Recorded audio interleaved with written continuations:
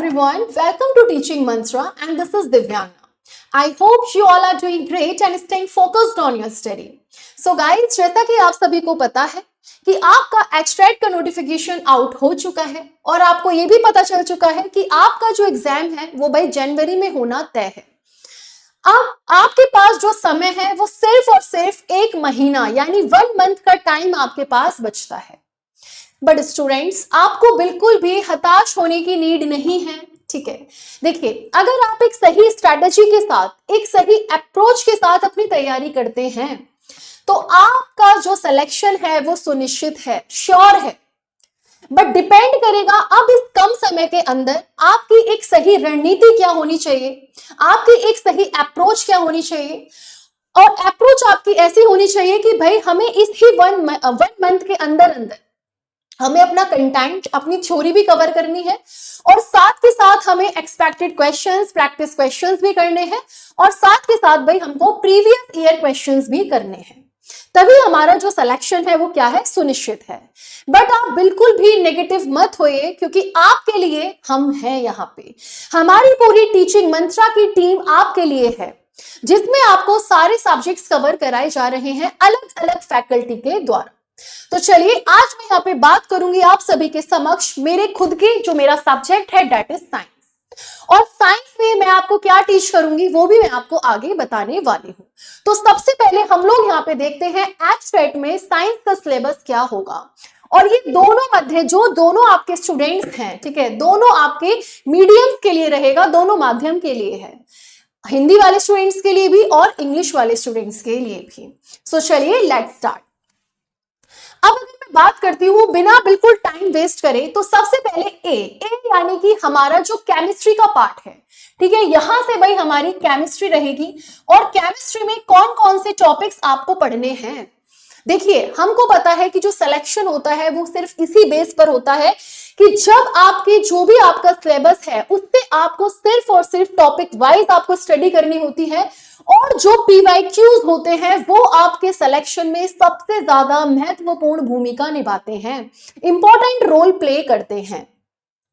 आपको इनसे बाहर कुछ नहीं पढ़ना है, यहीं से आपके क्वेश्चंस आपको देखने के लिए मिलेंगे। एनसीईआरटी बेस्ड आपके क्वेश्चंस रहते हैं और बहुत बढ़िया से हमको अपनी तैयारी करनी है।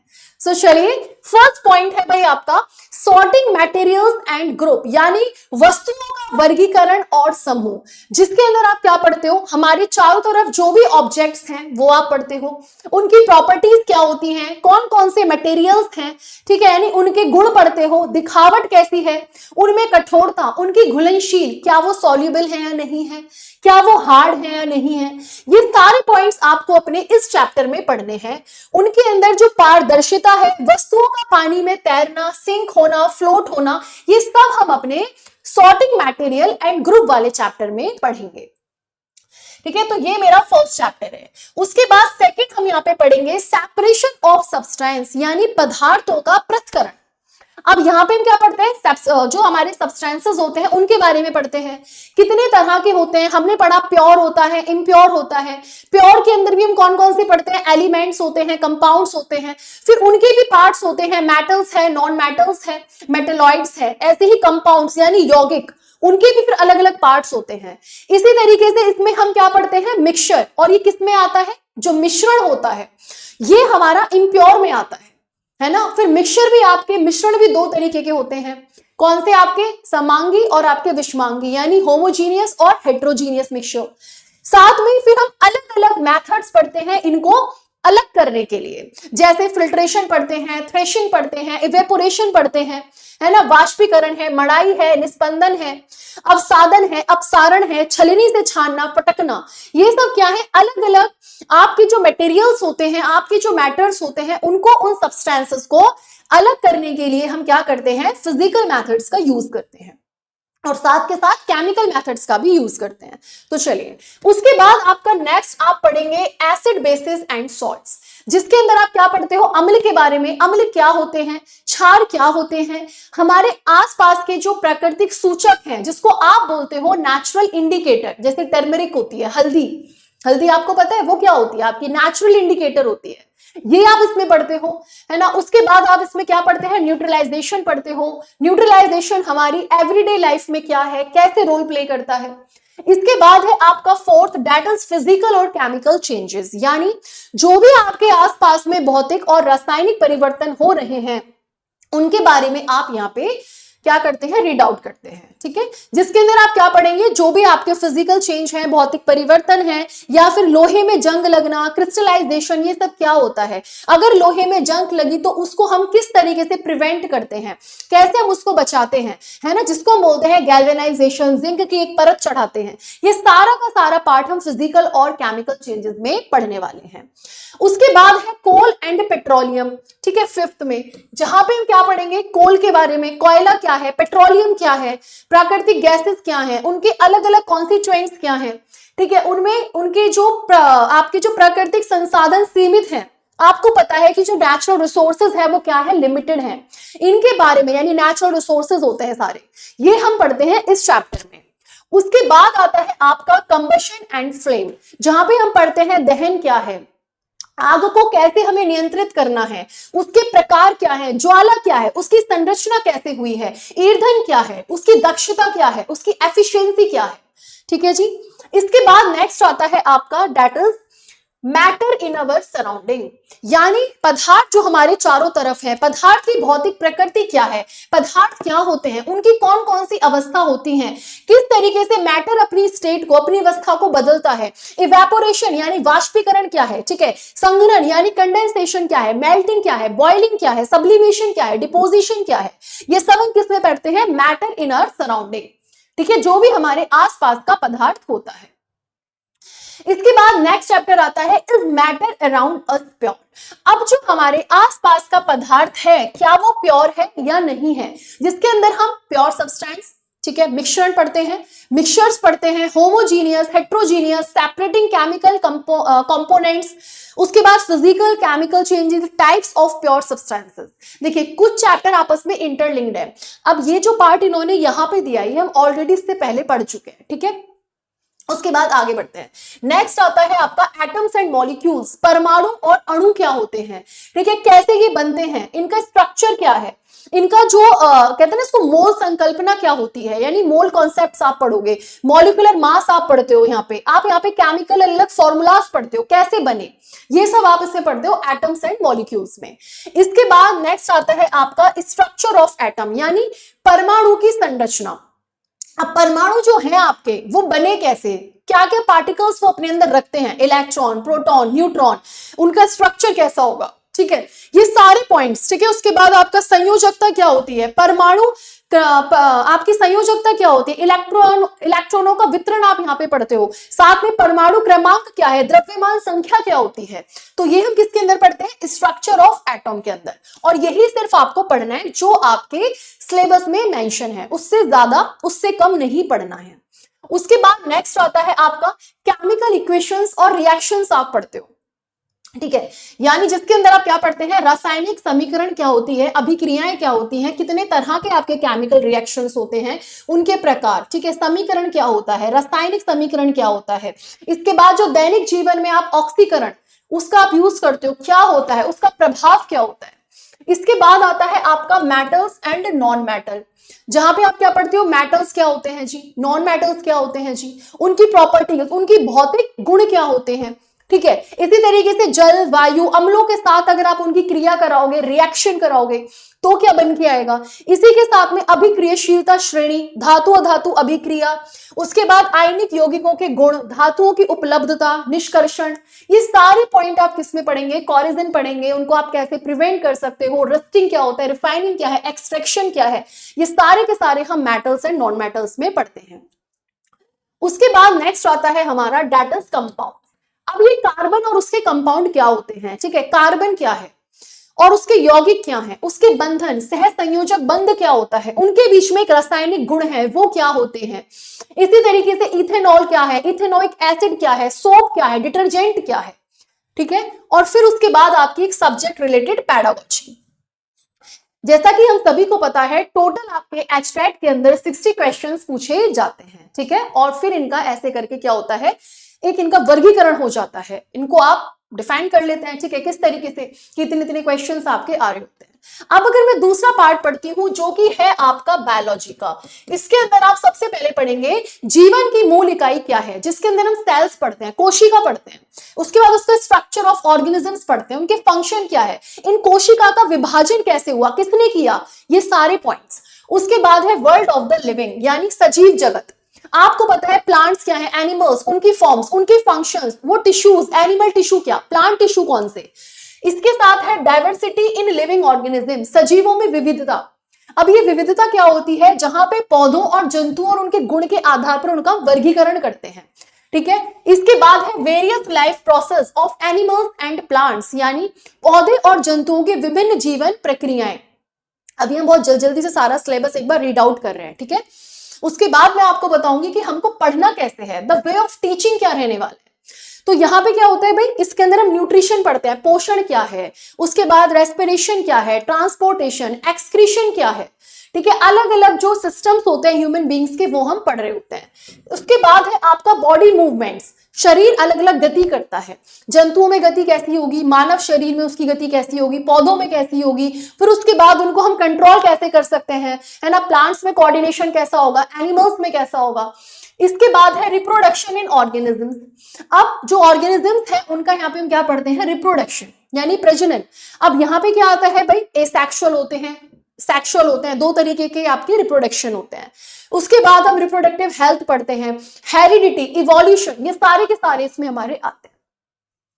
उसके बाद है 7th नंबर पे डिसीज यानी रोग के बारे में पढ़ते हैं। अब बहुत सारी डिसीजेस होती हैं, उनके टाइप्स हैं, ठीक है, उनके कारण क्या हैं, उसमें एजेंट्स, उसकी ट्रीटमेंट, प्रिवेंशन, ये सारा पॉइंट हम यहाँ पे पढ़ते हैं। उसके बाद नेक्स्ट आता है आपका वेदर, जिसमें climate, adaptation of organisms to different climate, habitat, ecosystem, pollution, biogeochemical cycles, ozone layer, environmental, आपकी awareness, water, forest, wildlife, conservation of plants, animals, natural resources, ये सारा आप एक बार रीड आउट कर लेंगे, ठीक है। उसके बाद है आपका फूड यानी कि 8th और 9th आप बोलेंगे फूड यानी भोजन, जिसके अंदर आप रिसोर्सेज कहां से आ रहे हैं, किस किस कंपोनेंट से बने हैं। इसके बाद function, food resources, crop production, उसका मैनेजमेंट, ये सब हम इसमें पढ़ते हैं। इसके बाद है आपका कौन सा, क्रॉप मैनेजमेंट, ठीक है, जहां पे हम इंप्रूवमेंट इन क्रॉप यील्ड्स, फल उपज में कैसे सुधार कर सकते हैं, कैसे प्रबंधन कर सकते हैं, फसल का हम किस तरीके से संरक्षण करेंगे। इसके बाद आपका माइक्रो ऑर्गेनिजम्स, जहां पे हम क्या पढ़ते हैं, ये सब एक ही पार्ट में आ जाएगा, और लास्ट में फिर हम इससे सब्जेक्ट रिलेटेड पैडागोजी पढ़ते हैं, ठीक है। उसके बाद ये नेक्स्ट है यहाँ पे आपका सूक्ष्म जीव, ये वाला, और फिर आपकी सब्जेक्ट रिलेटेड पैडागोजी। उसके बाद नेक्स्ट आपका स्टार्ट होता है दैट इज फिजिक्स, और फिजिक्स में हमारा फर्स्ट चैप्टर है मोशन और मेजरमेंट यानी गति और मापन, जहां पे हम अलग अलग तरह के मोशंस के बारे में पढ़ते हैं कि यूनिफॉर्म मोशन क्या है, नॉन यूनिफॉर्म मोशन क्या है, स्पीड क्या है, वेलोसिटी क्या है, एक्सेलरेशन क्या है। फिर उससे रिलेटेड आपके ग्राफ्स आते हैं, टाइम ग्राफ, ठीक है, टाइम डिस्टेंस, जो आपका डिस्टेंस टाइम ग्राफ होता है वो, जो कि आपको क्या दे रहा है, ठीक है। इसी तरीके से वेलोसिटी टाइम ग्राफ जो आपको डिस्प्लेसमेंट बताता है। फिर अलग अलग मोशंस, इक्वेशन ऑफ मोशंस, ठीक है, यूनिफॉर्म सर्कुलर मोशन क्या होता है, measurement of distance and time. उसके बाद है फोर्स और लॉज ऑफ मोशन, जिसमें हम अलग अलग तरह के टाइप ऑफ फोर्सेस पढ़ते हैं, बैलेंस फोर्स है, अनबैलेंस फोर्सेस है। इसके बाद इसमें हम लॉज पढ़ते हैं, किसके, न्यूटन के, first law, second law, third law. उसके बाद हम इसमें फ्रिक्शन पढ़ते हैं और कौन कौन से फैक्टर्स हमारे फ्रिक्शन को अफेक्ट करते हैं, ठीक है, फ्लूइड फ्रिक्शन, अलग अलग तरह के फ्रिक्शन हम यहाँ पे पढ़ते हैं। इसके बाद है आपका ग्रेविटेशन यानी गुरुत्वाकर्षण, जिसमें हम क्या पढ़ते हैं, यूनिवर्सल लॉ ऑफ ग्रेविटेशन, उसकी इंपॉर्टेंस क्या है, क्या जरूरत पड़ी, फ्री फॉल क्या होता है, किस तरीके से हम वैल्यू ऑफ जी को इवेल्युएट करते हैं, उसको निकालते हैं। उसके बाद है फ्लूइड्स एंड प्रेशर यानी द्रव और दाब, जहां पे हम मोशन पढ़ते हैं ऑब्जेक्ट्स का, किसके इन्फ्लुएंस में, अर्थ ग्रेविटेशनल फोर्स में। मास क्या है, वेट क्या है, दोनों में डिफरेंस क्या होता है, वेट मून पे क्या होगा, प्रेशर क्या होगा, थ्रस्ट क्या होगा, एटमॉस्फेरिक प्रेशर क्या होगा, प्रेशर फ्लूइड्स में क्या होगा, बियॉन्सी क्या होगी, जो ऑब्जेक्ट्स होता है वो वाटर के ऊपर फ्लोट क्यों करता है, सिंक क्यों करता है, आर्किमिडीज प्रिंसिपल्स क्या होते हैं। तो ये सारे के सारे जो सब टॉपिक्स हैं वो मेरे आते हैं फ्लूइड्स और प्रेशर वाले चैप्टर में। उसके बाद नेक्स्ट है इसमें आपका वर्क, एनर्जी और पावर, जिसके अंदर हम पढ़ते हैं साइंटिफिक कंसेप्ट्स ऑफ वर्क क्या होता है, work done by a constant force, ये हम यहाँ पे पढ़ते हैं। टाइप ऑफ एनर्जी, कितने तरह की एनर्जी होती है, काइनेटिक एनर्जी क्या होती है, पोटेंशियल एनर्जी क्या होती है, laws of conservation of energy क्या होती है, रेट ऑफ डूइंग वर्क क्या होता है, ठीक है। इसके बाद है साउंड, और साउंड में हम क्या है, ध्वनि, जिसके अंदर हम पढ़ते हैं ध्वनि का उत्पादन कैसे हुआ, प्रसार क्या है, ध्वनि तरंगों के गुण क्या होते हैं, विभिन्न माध्यमों में ध्वनि की चाल क्या होगी, ठीक है, प्रतिध्वनि क्या होती है, प्रतिध्वनन क्या होता है, ध्वनि के परावर्तन के उपयोग क्या होते हैं, श्रव्य अश्रव्य सीमा, यानी जो ऑडिबल है जो इनऑडिबल है, ठीक है, अलग अलग रेंजेस क्या होती हैं, noise, music, noise pollution, application of ultrasound, ये सब इसमें आपका कवर होता है। उसके बाद है आपका लाइट चैप्टर, यानी प्रकाश, और इसमें हम क्या पढ़ते हैं, ट्रांसपेरेंट क्या होता है, ठीक है, ओपेक क्या होता है, ट्रांसलुकेंट क्या होता है। इसी के अलावा आपका pin hole camera, sunlight white होगी, कलर्ड होगी, आपका reflection of light, refraction of light, concave mirrors, mirrors पढ़ते हैं, मिरर के फॉर्मूला, उनका मैग्निफिकेशन, और इससे रिलेटेड यहाँ पे जो न्यूमेरिकल्स होते हैं वो काफी आता है लाइट वाले चैप्टर से, आपको ध्यान से पढ़ना है, ठीक है।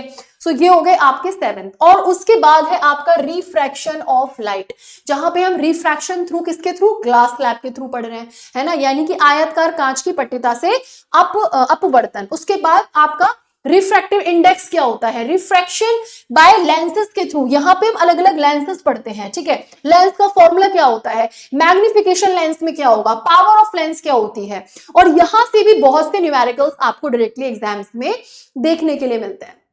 उसके बाद नेक्स्ट है आपका ह्यूमन आई, ठीक है, ह्यूमन आई यानी कि मानव नेत्र। अब यहाँ पे हम क्या पढ़ते हैं, पावर क्या होती है उसके अंदर, ठीक है, उसके अंदर हम 3 तरह के इफेक्ट्स पढ़ते हैं ना, मायोपिया, हाइपर मायोपिया, ठीक है, ट्रेस बायोपिया, ये सब हम यहाँ पे पढ़ते हैं ह्यूमन आई में, ठीक है। प्रिज्म से क्या होगा, और उसके बाद आपका डिस्पर्जन ऑफ व्हाइट लाइट, ठीक है, atmospheric refraction, twinkling of stars, ये आपका दूसरा आ जाता है, ठीक है, ये आपका दूसरे उसमें आ जाता है, मानव नेत्र में आप ये सारे पॉइंट्स पढ़ते हो यहां तक, ठीक है, प्रेस बायोपिया तक। उसके बाद आपका रिफ्रैक्शन आ जाता है यहां से।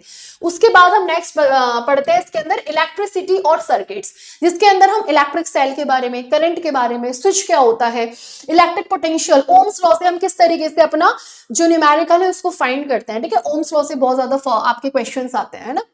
इसके बाद आपका फैक्टर्स अफेक्टिंग, जो रेजिस्टेंस होता है वो क्या होता है, आपका जो रेजिस्टर्स है वो क्या होता है, ठीक है, आपके उसके एप्लीकेशंस क्या होंगे, हीटिंग इफेक्ट क्या होगा, इलेक्ट्रिक पावर क्या होगी, इफेक्ट ऑफ करंट क्या होता है, इलेक्ट्रोप्लेटिंग क्या होता है, ये सब आप इसमें पढ़ने वाले हैं।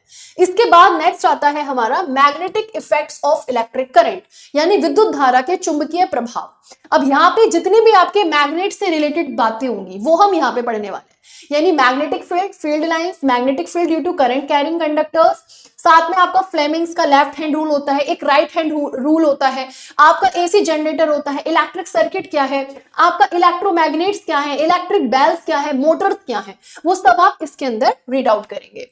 तो चलिए भाई, ये था हमारा क्या, हमारा पूरा सिलेबस, जो कि आपका डिटेल्ड सिलेबस है, आपको टॉपिक्स मेंशन है, टॉपिक्स के बाद आपको सब टॉपिक्स दिए गए हैं। अब मैं सबसे पहले आपको अपने बारे में थोड़ा सा इंट्रोड्यूस करूंगी। मैं हूं आपकी साइंस की टीचर, और हमारी जो टीचिंग मंत्रा यूट्यूब टीम है, यहाँ पे आपको साइंस 2 टीचर पढ़ाने वाले हैं। एक मैं, ठीक है, मेरा नाम है दिव्यांगना, और मैं आपको पढ़ाने जा रही हूँ केमिस्ट्री। साथ में जो फिजिक्स है और जो बायोलॉजी वाला पार्ट है वो आपको कवर कराएंगी मनीषा मैम, ठीक है, और बहुत जल्दी आप उनके वीडियोस, ठीक है, आपको देखने के लिए मिलेंगे। अब इसी के साथ में भाई मैं आपको इंट्रोड्यूस कर दूं। सबसे पहले मैं आपको बताऊंगी कि हमारा जो पढ़ाने का तरीका है, पहले वो देखेंगे कैसा रहने वाला है।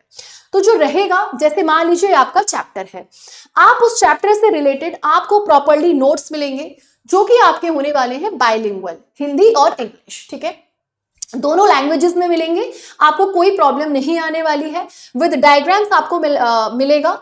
और सबसे पहले ऐसा नहीं है कि ये नोट सिर्फ आपको रटने हैं, सबसे पहले मैं आपको समझाती हूँ, और समझाने के बाद फिर जो आपका कंसेप्ट होता है, जो थ्योरी होती है, इसके थ्रू हम इसको कवर करते हैं, ठीक है। ये आपके प्रॉपर नोट्स होंगे, हर एक टॉपिक से रिलेटेड नोट्स होंगे, और बिल्कुल नोट्स ऐसे बनाए गए हैं जो कि एनसीईआरटी को टारगेट करा है, और बिल्कुल यानी शॉर्ट फॉर्म में, बहुत ज्यादा आपको लेंथी तरीके से नहीं पढ़ना है ना, कि आपको बहुत ज्यादा समरी, बहुत ज्यादा चीजों को रटना पड़ रहा है ना, बहुत ज्यादा आपको पैराग्राफ्स लर्न करने पड़ रहे हैं, ऐसा कुछ नहीं आपको मिलेगा। बहुत सिंपल से सिंपल लैंग्वेजेस में आपके लिए नोट्स बनाए गए हैं, और जो पॉइंट सिर्फ और सिर्फ एग्जाम ओरिएंटेड हैं, सिर्फ उन्हीं पॉइंट्स को मेंशन किया गया है। उसके बाद देखिए आगे हम देखते हैं, जब आप ये सारी चीजें पढ़ रहे हैं, ठीक है, आपने कैरेक्टरिस्टिक्स पढ़ी, बहुत बढ़िया, फिर इसके बाद हम लास्ट में क्या करते हैं, आप आ जाइए यहाँ पे, ठीक है, आ जाइए क्वेश्चंस पे। उसके बाद जो भी हम पढ़ेंगे, अपना टॉपिक कवर करेंगे, जो चैप्टर हम लोग कवर करते हैं उससे रिलेटेड क्वेश्चंस आपको देखने के लिए मिलेंगे। ये देखिए, जैसे आपने क्वेश्चंस देखे, ठीक है, अब यहां से आप क्वेश्चंस देखेंगे, जो भी आपने पार्ट कवर किया उससे रिलेटेड क्वेश्चंस जो कि एनसीईआरटी को टारगेट करेंगे, ठीक है, और जो आपके प्रीवियस ईयर क्वेश्चंस होंगे, मोस्ट एक्सपेक्टेड क्वेश्चंस होंगे, प्रैक्टिस क्वेश्चंस होंगे, वो सब आपको यहाँ पे देखने के लिए चैप्टर वाइज मिलेंगे। सो ये रहने वाला है हमारा तरीका। अब इसके बाद मैं बात करती हूं भाई, ये देखिए हमारी पूरी टीम की जो आपको एचटेट टीच करने जा रही है, क्योंकि आपके पास टाइम बहुत कम है गाइस, तो आपको ये खुद डिसाइड करना है कि आपको पढ़ना कैसे है, ठीक है, it's totally depend on yours.